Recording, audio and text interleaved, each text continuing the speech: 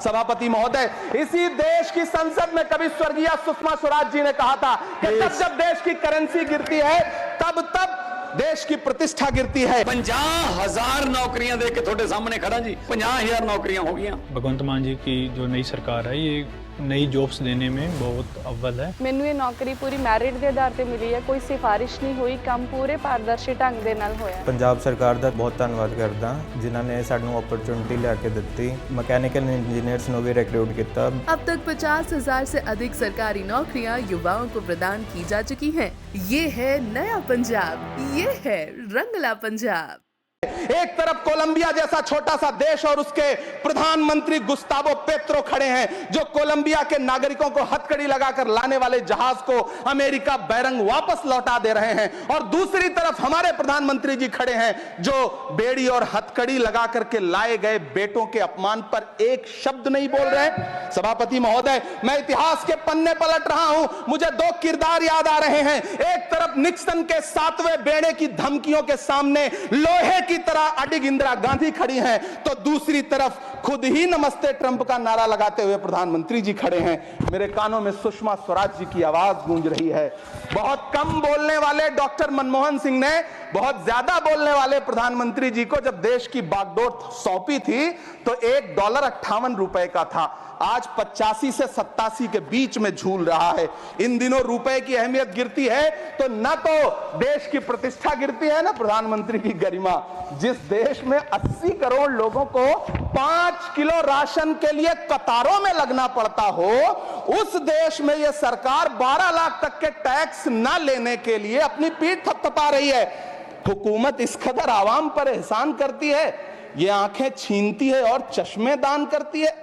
सभापति महोदय, महाराष्ट्र का भिवंडी हो, मालेगांव हो, इचल करंजी हो, यूपी का बनारस हो, मुआयमा हो, मुबारकपुर हो, रांची का छोटा नागपुर हो, बिहार का भागलपुर हो, हर जगह बुनकरों की उम्मीदें तोड़ रही हैं, लेकिन इस सरकार के पास उनके लिए कुछ भी नहीं है। मुरादाबाद का पीतल उद्योग, कानपुर का चमड़ा उद्योग, सहारनपुर का लकड़ी उद्योग, फिरोजाबाद का चूड़ी उद्योग, अलीगढ़ का ताला उद्योग, सब सरकारी प्लानिंग से तबाह हो रहे हैं। इन तमाम के बीच सरकारी सपोर्ट से बस एक उद्योग फल फूल रहा है, नोएडा का नफरत उद्योग। सभापति महोदय, जिस देश में 40 से 45% मेडिकल फैकल्टी की सीट खाली हो, वहां बजट में 75,000 नए मेडिकल सीट्स का ऐलान हो रहा है। सरकार बहादुर, कम से कम इस देश के पढ़े लिखे युवाओं को तो मूर्ख समझना बंद करिए। वो अब तिजारती पहलू निकाल लेता है। पहले 7500 मेडिकल सीट्स बाद में बनाइएगा, पहले जो एम्स में 2161 पद खाली पड़े हैं उनको तो भर दीजिए। वो अब तिजारती पहलू निकाल लेता है, मैं कुछ कहूं तो तराजू निकाल लेता है। मैं इसलिए भी तेरे फन की कद्र करता हूं तो झूठ बोल के आंसू निकाल लेता है। सभापति महोदय, फिर झूठ आया है, मैं उसे मिथ्या कर दे रहा हूं। शायरी में बार बार आ जाता है, क्या करूं महोदय।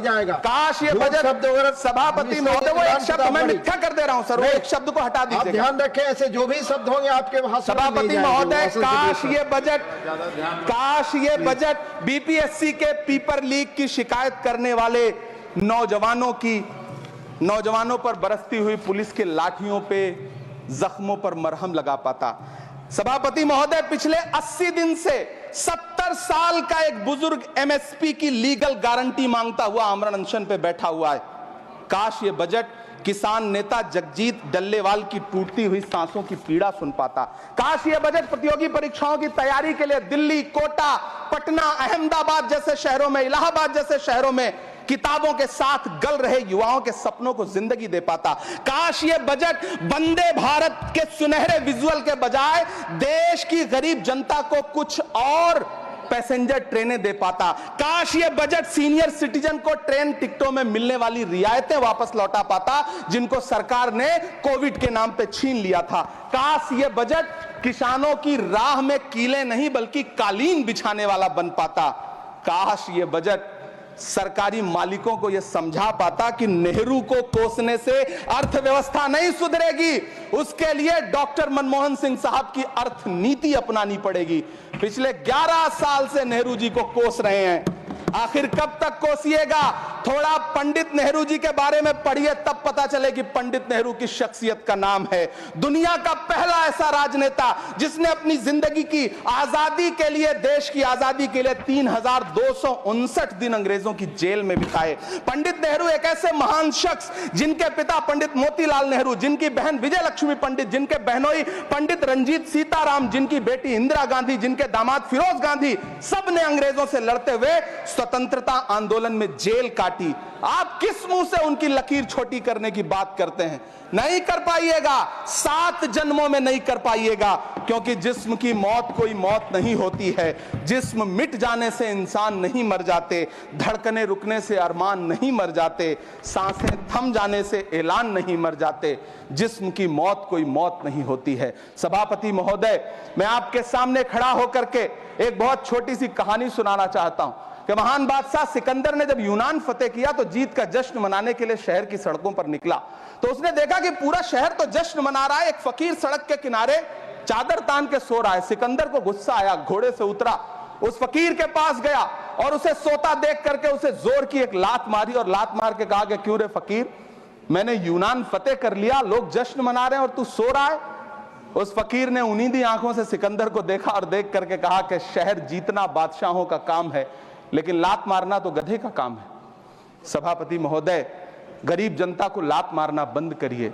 ये अमीरों के लिए बनाया गया बजट है, ये निराशाजनक बजट है। हम अमृतकाल सुनते आ रहे थे, ये अमृतकाल इतनी जल्दी समाप्त हो गया कि अब अमृतकाल का कोई नाम तक नहीं लेना चाहता है। इसलिए मैं इस सदन में खड़ा होकर के देश की वित्त मंत्री महोदया से कहना चाहता हूं कि आपने अल्पसंख्यकों के बजट में जो कटौती की है उसको बहाल करिए। आपने मनरेगा को जो स्थिर रखा है उसका घाटा 9,754 करोड़ है, कम से कम उतना बढ़ा करके फिर से उसे बहाल करिए। नौजवानों के लिए रोजगार दीजिए, किसानों को एमएसपी की लीगल गारंटी दीजिए। यही मैं आपसे अपील कर रहा हूं। धन्यवाद सर, आपने इतना जो समय दिया उसके लिए शुक्रिया। हमसे जुड़े रहने के लिए हमारे YouTube चैनल को सब्सक्राइब करें और नई वीडियो की नोटिफिकेशन के लिए बेल आइकॉन को दबाएं। अगर आप ये वीडियो Facebook पर देख रहे हैं तो लाइक जरूर करें और ज्यादा से ज्यादा शेयर करें। धन्यवाद।